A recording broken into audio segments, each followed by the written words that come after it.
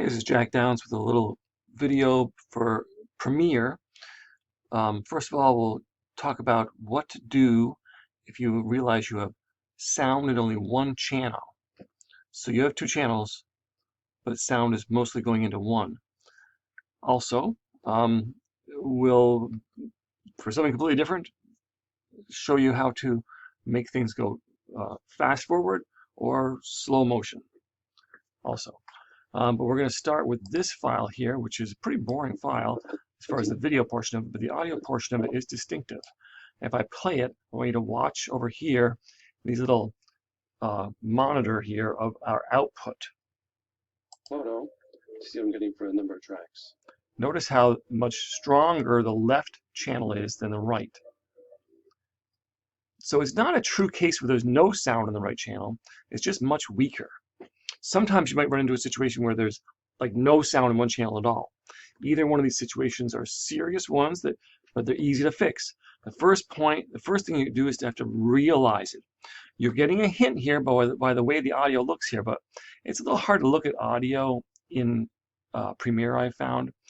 But you could, if you're not sure, you could zoom in a little bit on the audio and notice how much more on one channel there is in the other. The left is fuller than the right. Okay, good. And also when you play, you should always take a look at these sliders to see where they are. And it might be an issue of normalizing. You might need to normalize stuff if you think the sliders are too high, because you see them getting into the red area, which honestly this one is a little bit. And normalize is another option we could take a look at. However, you may want to, but in this case, we clearly have a difference between the left and right channel and want to make the same sound go to both sides. So what do? Well, if we select the video and make sure we've fully selected the audio portion and go to Effects and go to, actually this is already open because I was looking there, go to Audio Effects and then go to Special. You should have a choice that says Audio Effects. Was it Special? Volume, wasn't it?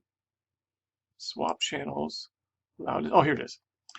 Fill left with right or fill right with left. The right is the one that's weak. So we'll drag this fill right with left and drop it here.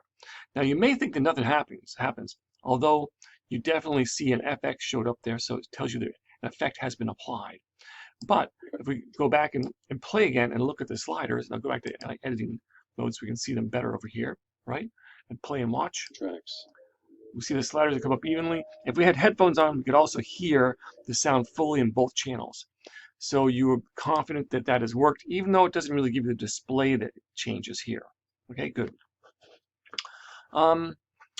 So let's move on to something else in just a moment here. Now it's going to be time to pick on the TA, although she doesn't know it. She's not going to watch this probably, so we just won't tell her. So this is a piece from the transitions exercise. All right, let's imagine we were worried that this audio was too loud. It's actually okay. It's very close to the peak though. If I play it, I look over here, I see it's coming up really high, but it's not quite there, so it's probably safe. But it could very well be a problem if it was coming up and hitting in the red area. So what can we do? Well, in audio, we would normally normalize. Normalize, yes. So I'm going to select it and do a right click. And you can find this in other menus, but if we go to Audio Gain,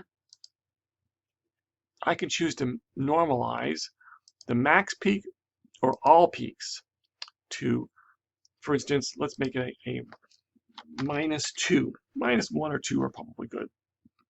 So I'm going to say OK. And it's slightly reduced all the audio. And in that clip, this is clip by clip. And if I play, I'll see it over here. It's just not quite as big. So that would be really if you saw audio that was definitely peaking. All right. So let's imagine that for some reason, some unknown reason, you want to either make this go fast forward or slow. The only real reason in projects for this course for 240 that you might do fast forward is, imagine if in your final project you decided to do some kind of a how-to thing, and you demonstrated it, but then you wanted to show it something being built, for instance, but you were going to do it, make it happen really fast. You'd already showed the technique, and now you're going to like speed it up and show the thing come together or something like that. Maybe slow motion. Let's imagine you're doing something about I don't know, a pitcher or a batter or something like that, and you wanted to show their swing in slow motion, some sports thing or something. That'd be a possibility. More likely, you're just going to use it to goof around, but that's okay too, because it's easy to do. Let's imagine we want to take poor Jess and make her go really fast. So I'm going to do a right click and do speed duration. I'm going to change this to 200%. Notice, sorry, 200. Not 200.1, 200 total. Good. All right. Notice that the duration and the speed are locked. Because, of course, if we make it go twice as fast, it's going to be half the time it's going to take, right? That's unavoidable that they're locked. And we're going to, we'll leave it like this first, and I'll show you what we can do next. And we won't worry about the other choices. So let's say, okay. And you see that it got twice as small, and let's go ahead and play. And you get a little chipmunk voice, okay? All right. But what if you didn't want the chipmunk voice? Let's do Control Z. And I'm going to do right click. And I'm going to go speed duration. I'm going to make it 200 again. But this time I'm going to maintain audio pitch. So I do it again. Wow. 200. Okay, good.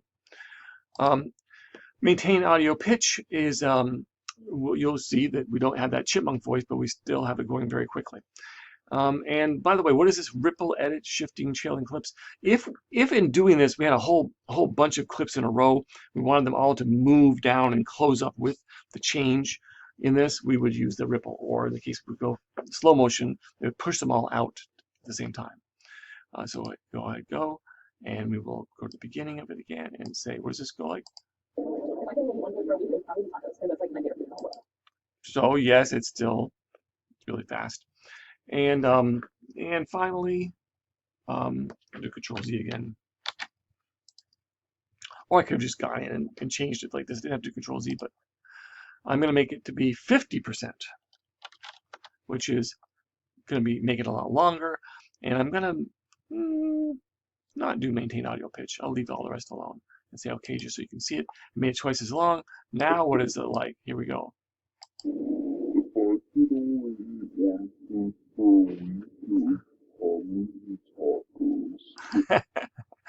I like that. But on the other hand, I could have done speed duration 50%, but I'm going to maintain audio pitch and say okay and play it. And that's like my favorite food in the whole world. Yeah, okay. There you go. So speed and duration is a way to do fast forward and slow motion. Well, I hope that was a fun thing at the end, and hopefully you can recognize mono sound or problems with unbalanced channels, left and right channels, and then go ahead and fix it.